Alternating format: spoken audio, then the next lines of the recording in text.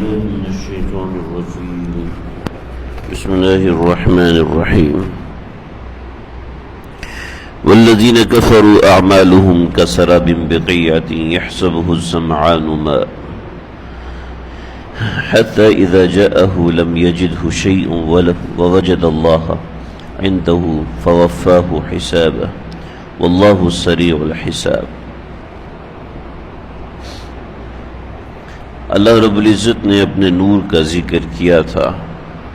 اس نور کے ذکر کے بعد اللہ رب العزت نے ان لوگوں کا ذکر فرمایا جو نور کو حاصل کرتے ہیں، اس سے فائدہ اٹھاتے ہیں اور اللہ تعالیٰ کے نور سے اعمال کرتے ہیں. ان اعمال کا ذکر اللہ نے یہاں پر فرمایا.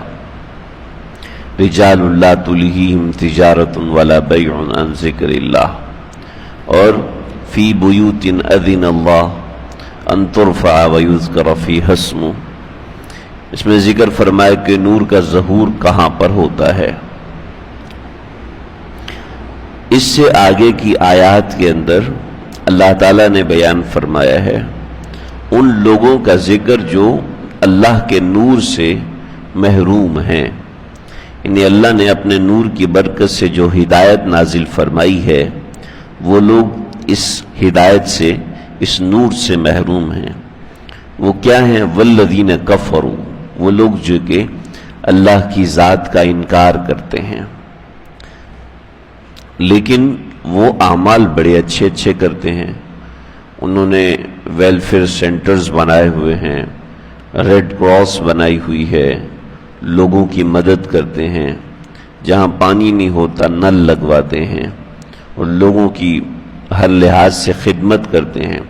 سردی میں گرم کپڑے دے رہے ہوتے ہیں، مشکل علاقوں میں سڑکیں بنوا رہے ہوتے ہیں، لاکھوں کا علاج فری میں کروا رہے ہوتے ہیں. وہ تو بہت اچھے لوگ ہیں. اللہ نے فرمایا اگر وہ اچھے لوگ ہیں لیکن اللہ کی ذات کا انکار کر رہے تو ایسے لوگ بھی اللہ کے نور سے محروم ہیں. اچھا، تو پھر ان کے اعمال کیا ہوئے جو اتنے اچھے اچھے اعمال کر رہے ہیں، اتنی ویلفیئر سوسائٹیز بنا رہے ہیں، غریب لوگوں کی اتنی مدد کر رہے ہیں. فرمایا اعمالہم کا سراب، ان کے اعمال سراب کی طرح ہیں. سراب کہتے ہیں اگر آپ کبھی گرمی کے اندر گاڑی پہ جا رہے ہوں تو آپ کو دور سڑک پہ نظر آئے گا کہ یہ وہاں پر پانی کھڑا ہوا ہے. یہ سڑک پہ تو بہت کم ہوتا ہے لیکن ریگستان میں بہت زیادہ ہوتا ہے. ریگستان میں اس کی کثرت ہوتی ہے. انسان کو لگتا ہے کہ وہ پانی کھڑا ہے، وہ اتنا بڑا پانی کا ذخیرہ نظر آ رہا ہوتا ہے. تو اس ذخیرے کو، یعنی پانی محسوس ہونا، گرمی کی تپش سے جو لو زمین سے اٹھتی ہے وہ پانی محسوس ہونا، اس کو سراب کہتے ہیں. اس کو کہتے ہیں ایک غلط امید. تو ان کے اعمال ایک غلط امید ہیں. کسراب بقیعۃ یحسبہ الظمآن ماء، کہ ایک ایسا بڑا سراب ہے جو ریگستان میں ہوتا ہے. سڑک پہ تو ہم سراب دیکھتے ہیں، میں نے مثال اس لیے دے دی کہ ہمیں سمجھنا آسان ہے. اللہ فرما رہے ہیں، اللہ پیارے اللہ فرما رہے ہیں کہ سراب بقیعۃ، کہ ایسا سراب کی طرح ہے، یحسبہ الظمآن ماء، کہ اس کو پیاسا، زمان کہتے ہیں پیاسے کو، تو یحسبہ الظمآن ماء، پیاسا اس کو پانی سمجھتا ہے. اور ریگستان میں جب ایسا ہونا شروع ہو جائے کہ کوئی شخص رستہ بھٹک جائے، جب کوئی شخص رستہ بھٹک جائے تو رستہ بھٹکنے کے بعد جو سب سے پہلا انسان کے ساتھ واقعہ پیش آتا ہے وہ یہ واقعہ پیش آتا ہے کہ اس کو دور دور تک پانی نظر آ رہا ہوتا ہے اور وہ اس پانی کو، اس سراب کو پانی سمجھ کے اس کے پیچھے چلنا شروع کر دیتا ہے. جب وہاں پہنچتا ہے تو اس کو ایک دوسری جگہ سراب نظر آتا ہے. آگے بھی سراب نظر آتا ہے لیکن دوسری جگہ قریب نظر آتا ہے تو یہ اس طرف چلا جاتا ہے. پھر وہاں سے اس کو سراب نظر آتا ہے تو یہ اس طرف چلا جاتا ہے، یعنی وہ بالکل راستے سے بھٹک جاتا ہے۔ اب اس کے گوشت کو چیلیں کوے نوچ کے کھانے کے لیے تیار ہو رہے ہوتے ہیں کہ اب یہ مرے گا، اب یہ مرے گا، اب اس کی خیر نہیں، اب اس کی خیر نہیں۔ تو اور ریت کی شدت کی وجہ سے پیاس کی کثرت ہوتی ہے، تو اب یہ ظمآن، یہ پیاسا آدمی ادھر ادھر بھٹک رہا ہے۔ اب سراب میں، ریگستان میں سفر کرنے والوں کو پتہ ہے کہ جب اس طرح کی کیفیت آتی ہے تو یہ موت کی ابتدا ہے۔ اب گدھیں، چیلیں، کوے اس شخص کے پیچھے ہوتے ہیں کہ یہ اب گرے گا اور تب گرے گا، جب یہ گرے گا تو اس کے زندہ کا گوشت نوچیں گے۔ تو یہی حال ایسے لوگوں کا ہے جو کہ کفر اپنائے ہوئے ہوتے ہیں، لیکن کفر کے ساتھ ان کو اپنے اعمال سے امید ہوتی ہے۔ تو یہ جو ویلفیئر کے کام اور اچھے اچھے کام کر رہے ہوتے ہیں، یہ اس سراب کی طرح ہے، انہیں نظر تو بہت کچھ آ رہے ہیں لیکن حقیقت میں کچھ نہیں ہے۔ اللہ ہماری حفاظت فرمائے، اللہ ہم سب کی حفاظت۔ حتی اذا جاءہ لم یجدہ شیئا، جب یہ اس سراب کے پاس آتے تو کچھ بھی اس کو نہیں ملتا۔ ووجد اللہ عندہ فوفاہ حسابا، اور وہ اللہ کے پاس پائے گا۔ اچھا جی، یہ تو ایک مثال ہو گئی، اللہ ظلم سے پاک ہیں۔ جب اللہ تعالیٰ ظلم سے پاک ہے تو انہوں نے اتنے اچھے کام کیے ہیں، تو ان سارے اچھے کاموں کا بدلہ کیا ہے؟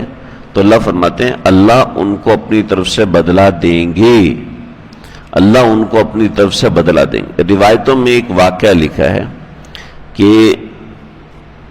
آپ صلی اللہ علیہ وسلم نے فرمایا کہ بنی اسرائیل میں دو آدمی تھے، ایک مسلمان تھا اور ایک کافر تھا۔ دونوں کی موت کا وقت آیا تو مسلمان نے کہا کہ دیکھو میرا دل چاہ رہا ہے کہ میں تیل کے اندر بنا ہوا سالن کھاؤں، فلاں تیل، زیتون کا تیل، میں اس کے اندر بنا ہوا سالن کھاؤں۔ تو ان کے گھر میں تیل رکھا ہوا ہوتا ہے، چنانچہ اس کا بیٹا جاتا ہے اور تیل اٹھانے لگتا ہے تو چکنا ہونے کی وجہ سے اس کے ہاتھ سے پھسل کے گرتا ہے اور سارا تیل مٹی میں جذب ہو جاتا ہے۔ شہر تو تھے نہیں کہ باہر سے جا کے دوبارہ خرید کے لے آئے، کہنے لگے ابا یہ تو مسئلہ ہو گیا، اب تو تیل کل ہی آ سکے گا۔ اتنی دیر میں اس بندے کا انتقال ہو جاتا ہے۔